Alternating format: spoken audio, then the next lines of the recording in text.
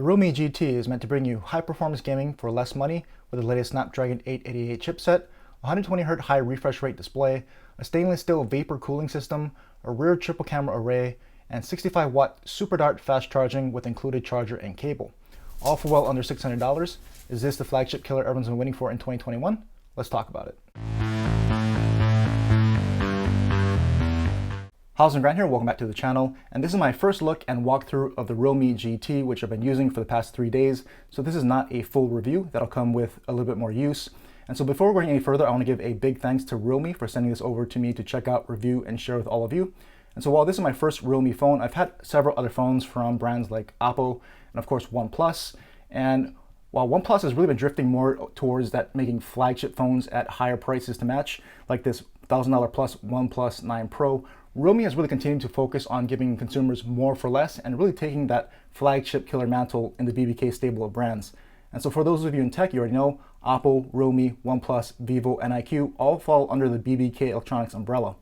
And so before we get any further into the details on the phone, out of the box I received a system update with the April and May security updates combined with some other bug fixes and enhancements.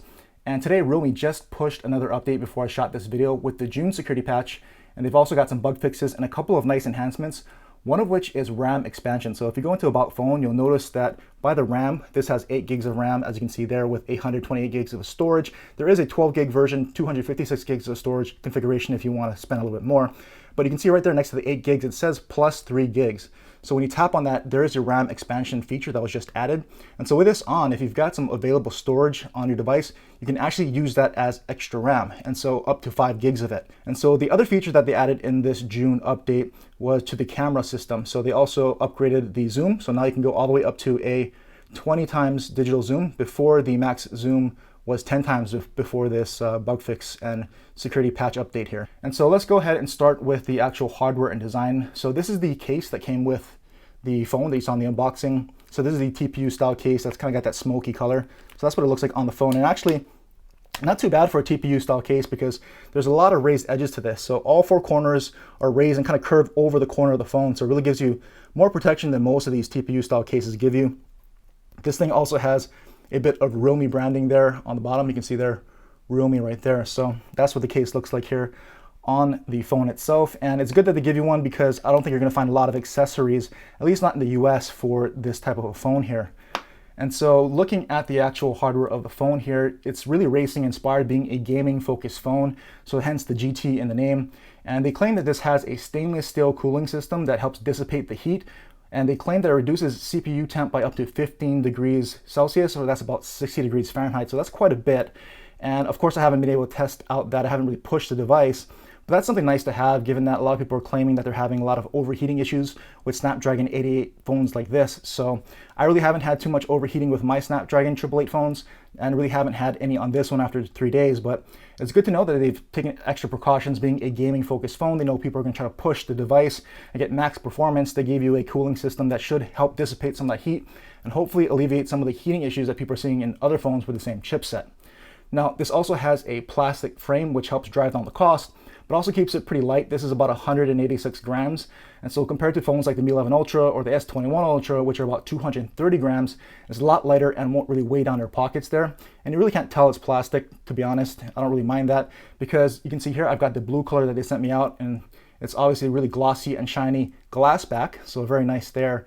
I like this effect. It's more understated than some of the other colors, which I like. So this also comes in a yellow color with a black racing stripe down the side. So that goes more with their kind of gaming and racing kind of a theme.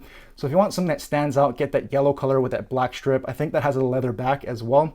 So that's definitely gonna stand out more. It's gonna have more striking looks than this, which is more understated. I personally prefer this color here. It also comes in a silver, which I'm pretty sure is gonna be a glass glossy back like this as well. Now, checking out the bottom, it has the loudspeaker here. It also has a secondary speaker up top, USB Type-C. It's got a microphone, and being a gaming phone, you've got a 3.5mm headphone jack. So that's going to help when you want to play games. You want to plug in to help reduce as much of the latency as possible. And so on the right-hand side, you also have a power button that actually has this kind of a gold yellow kind of tint to it. So that's a pretty nice touch there. And on the other side, we've got a volume buttons. So individual volume buttons, not a rocker. I like that, separate buttons. And you also have your SIM card tray. No micro SD card expansion, but this is a dual SIM device. So you got a dual SIM slot there. and up top you have another microphone. And so on the back, you've got a triple camera array, as you can kind of see there. It's got a 64 megapixel main sensor, which is a Sony IMX682 sensor, 8 megapixel ultra wide, 2 megapixel macro. It's got dual tone LED flash, and there is NFC on board on this device. What this does not have is an official IP rating, and there is no wireless charging. So those are some areas that they cut to drive down the price. I don't really mind omitting those two things, but I know it's important features to some, so I just thought I'd mention it there. And now, me being in the US, let's talk about connectivity, because this is really not really meant to be a US-based phone. And so most people will question connectivity. Is it going to work on their phone providers and service providers? Does it support 5G like it claims here? So I've been using this on T-Mobile and through Google Fi and US Mobile. And before going through my results, I just want to note that this also supports Wi-Fi 6. It's got what they call a dual Wi-Fi acceleration to be able to connect to two different Wi-Fi networks when your connection is poor on one. And supposedly it also connects simultaneously to Wi-Fi and 5G to help give you the best connectivity there. But again, like I was saying, I've been using this on the T-Mobile network via Google Fi and US Mobile. I have not been getting 5G. I do live in a 5G area, so I know 5G on T-Mobile works here.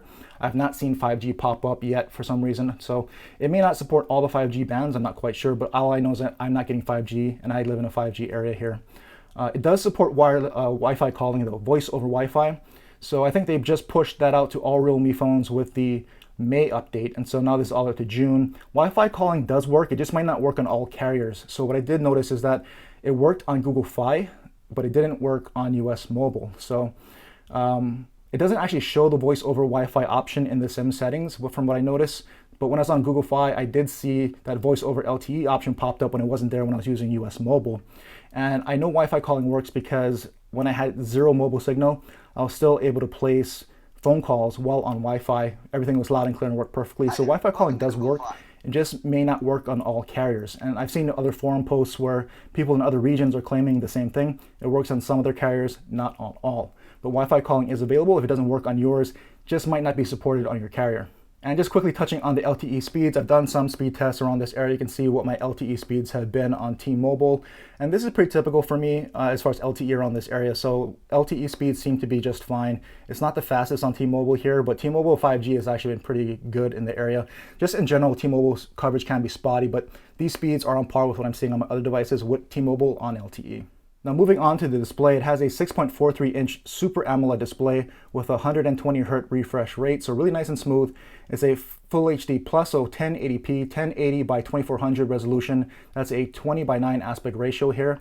It's got a flat display, so no curves on the side. So for people that don't like curved edge phones, you don't have to worry. This is perfectly flat. It gets very bright, so let's go ahead and try to max this out. So indoor visibility, not a problem. It gets nice and bright. Outdoors, it's not the brightest, but it does get bright enough. I don't really have problems seeing it outdoors. It can be a little bit tough in certain lighting conditions, but overall, I haven't had really much of a problem viewing it outdoors, as you can kind of see here in some of these samples. It does support double tap to wake and sleep, which is cool. I like that feature. No fumbling with buttons. You can double tap to sleep it, double tap to wake it, and that all works nice and well. So I like that feature because you don't have to go and reach over for buttons all the time. Easy, nice, easy double tap, and you're in your phone. And so with that, you also have biometrics. So you've got face unlock like you just saw, which is super fast, unlocks pretty much instantly and has that nice animation there on the camera ring, as you can see there. It also has a built-in in-display fingerprint scanner, which works super fast, you can see there. So biometrics is really good, really snappy here. Both fingerprint under display as well as face unlock are really, really fast here. And this does have some color calibration settings if you want to color calibrate your phone. So if you want to choose from some presets, or you can use the slider to kind of move cooler and warmer, so you can adjust the temperature to your liking there. It also has additional display settings like Ultra Vision Engine for enhanced video. And of course, you can play with your refresh rate settings. So it does have high, which is 120 Hertz. It does have standard, which dumps it down to 60 Hertz if you want to save some battery. Or it has auto, which tries to switch between the two to give you the most balance in battery life while still trying to maximize the usage of that smooth 120 Hertz display. Also, being an AMOLED display, there is no notification LED, which I know some people really still want to cling to, but it does have an always-on display. And so if you like always-on display, that's how you're going to get notifications on your lock screen. There's lots of customization options, custom patterns, there's text that you can customize, a variety of analog and digital clocks, so a lot of customization options for always-on display if you really like that kind of a thing. This also has edge lighting for notifications, so when your screen is off, it'll light up and display lighting on the edges of the display with different color options for you to choose from. So when your screen is off lying on a table, you can opt to have it kind of use that edge display to indicate that you've got a notification. And again, lots of customization from different colors you can pick for that. And so as far as software, this is running Android 11, as you can see here. And like I said, it has been updated just today to the June security patch. April and May came out of the box. Today, they just rolled out June. Already, you can see this is running Realme UI here, Realme UI version 2.0. But pretty much this looks exactly like ColorOS. So on my Apple phone, this is how ColorOS looks. And ColorOS really started out looking like an iPhone clone, but it's really moved a lot closer to stock Android right now. And the rumor is, or not even the rumor, I think OnePlus has confirmed that they're going to be merging Oxygen OS into ColorOS, so it'll be more ColorOS-like. And so for OnePlus fans, if you're worried about it losing that stock feel, don't worry. ColorOS, Realme UI, they're all going to look the same pretty much as with Oxygen moving in. And it's all pretty much a stock Android, pure Android look and feel anyway. All the default apps on here are Google apps, so it uses the default Google phone app, default Google messaging. Chrome is a default browser on this thing. So, and you can see here at the home screen even, this is not even the Google widget. That's one of the widgets that came with the phone. So all this looks really stock. You have your Google Discover feed to your left if you want it. There's a lot of customization options just like the other OSs here on Realme UI. You can personalize your options. You can personalize your icon styles, shapes, supports third-party icon packs like this one. And you've got color scheme options, font options. So lots of kind of things you can do to personalize the device. The other thing it has is lock screen magazine. So on the lock screen, you can see when you unlock your phone, if you turn that on, you'll have a different wallpaper that pops up all the time. So I like these kind of lock screen magazines. I wish you could kind of customize the categories because I don't really want all the different kinds of photos that it has here, but it is a nice touch if you don't want to always worry about downloading lock screen wallpapers and stuff. Lock screen magazine, enable that, and you'll have some really nice lock screen wallpapers on by default. Just like ColorOS and Oxygen OS, Realme UI has a ton of software options that I won't go through all of them here, but a lot of gesture-based options, like you can go and do a 3-finger swipe down for a screenshot, like you can see there. You can go ahead and open an app, and then you can go and swipe up and with your 3 fingers, and you can activate your split screen mode that way. So lots of gestures. You can also do the draw on screen thing. So if you want to draw a V for your flashlight, you can do that. You can draw a circle, opens up the camera app. So much like Oxygen OS, it's got those off-screen gestures, and there's a bunch more gestures that you can draw on the screen to customize other actions to happen from your lock screen. Now moving on and talking about performance, being a gaming focused phone and having the latest Snapdragon AAA chipset coupled with 8 gigs of RAM, there's a 12 gig of RAM option. And like I showed you, you have that RAM expansion feature they just rolled out to expand your RAM with your onboard storage to increase the amount of RAM that you have. So RAM's never a problem. 8 gigs has been more than enough so far on this thing. It's super fast, super snappy, especially with that 120 Hz refresh rate. Everything launches fast as you would expect, just like any other Snapdragon 888 phone. Nice and smooth, no real issues with launching things, scrolling to the UI, moving around things. Everything is really nice and fast here. So performance on a day-to-day basis using basic apps and all that's not going to be a problem, just like any other Snapdragon 888 phone. And of course, being a gaming phone, I don't game heavily on this thing, but I'm going to show you some gaming samples like I always do. And so these may not be the most intensive games on the Play Store, but being a Snapdragon 888 phone and all that memory, you're not going to have a problem playing pretty much any game in the Play Store. Games that I play run nice and smooth. I'm not seeing any kind of frame drops. It doesn't really overheat too much to me, so maybe that cooling system is doing its job here. But again, like I said, I'm not pressing the phone as hard as maybe some other people do with some other types of more intensive games. But for me and what I do and the kind of games that I play, everything has been running very smooth, very fast, just like any other Snapdragon 888 phone. So having that latest chipset processor there is really going to help you if you're really trying to game. They're trying to push this as a gaming phone. Everything so far is, from what I can see, anything I throw at it, it's been working just fine. All right, so also being a gaming focused phone, you probably want some good audio, and again, having that headphone jack on the bottom is really going to help. Plugging in some headphones or earphones is going to really help reduce that latency from your audio while gaming.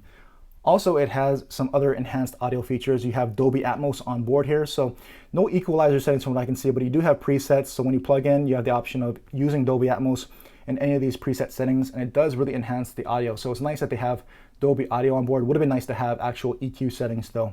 And what I also noticed is that under the settings in the Realme Lab settings, there is something called dual mode audio, which really is supposed to allow you to connect both a Bluetooth set of earbuds as well as wired earphones at the same time. And of course, if you don't always want to plug in or connect some earbuds through Bluetooth, you do have dual speakers on this. So it has a loudspeaker on the bottom and it has another speaker up top.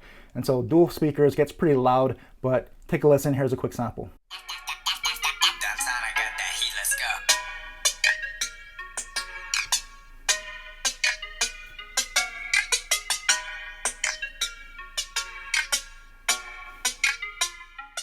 Now talking about battery and battery life, this thing comes with a 4500 milliamp hour capacity battery, and it does support 65 watt SuperDart fast charging is what they're calling it. It's pretty much the same thing as OnePlus Warp Charge. I plugged in the OnePlus 9 Pro Warp Charger into this and I recognized it. It shows SuperDart on the screen and it charges just as fast.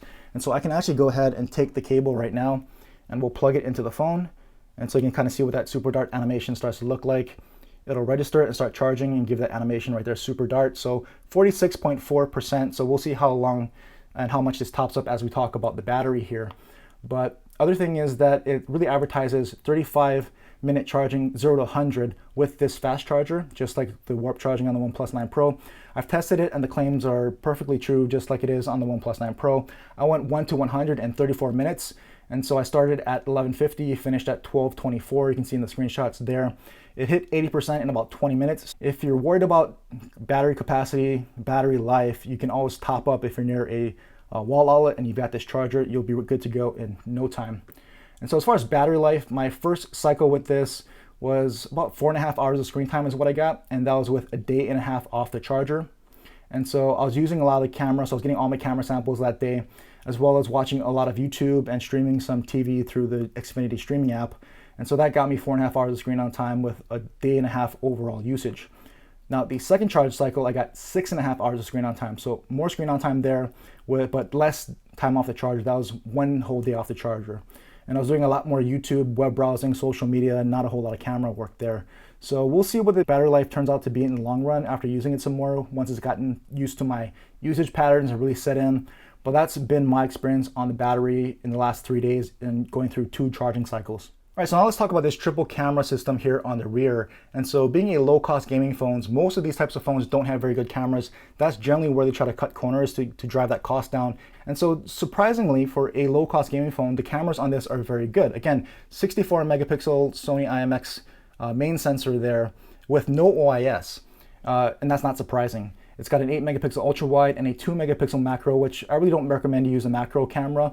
You're just using digital zoom to get close to subjects, you're gonna get much better results. It also has a 16 megapixel cutout camera right there on the front for selfies, and actually selfies turn out to be pretty good. It records up to 4K 60 frames per second on the rear camera. It records up to 1080p 30 frames per second on the front camera. And also what I've noticed is that the camera app, it's using pretty much the Oppo camera app, which is not a surprise. And watching some videos on the new OnePlus Nord N200, I noticed that its camera app also looks like this. So even OnePlus is already starting to merge down the operating systems here. As you can see here, there's an auto mode, there's a video mode, you've got night mode. With night mode, you can actually switch into using pro settings, which is actually pretty cool. A standard portrait mode, you can use the full 64 megapixel sensor because by default in auto mode, when you're taking photos, it pixel bins that down 4 pixels to 1 for 16 megapixel photos. If you want full 64 megapixels, you can use it in this mode. And I would encourage you to only do this when you have the best possible lighting. And when you have really good lighting, this is a good mode to use because you'll get the most possible detail. And other modes on this, you have a dual video mode, which is pretty cool because not many phones still have this. So you can see it uses the rear and front camera at the same time. A feature that not a lot of phones still support today, which is pretty nice. You also have slow-mo, time-lapse, which is pretty standard. Your movie is basically your pro mode for video. So you can see here, you have all your manual controls here on the side. You also have pro mode for photo, that's expert here. So you have all your controls for your photos. And then you've got panorama, text scanner, and there's your macro mode here, which uses that 2 megapixel macro camera. Again, just use digital zoom to get much better results. And finishing up the camera tour here, you do have AI mode for automatic scene detection if you like using that.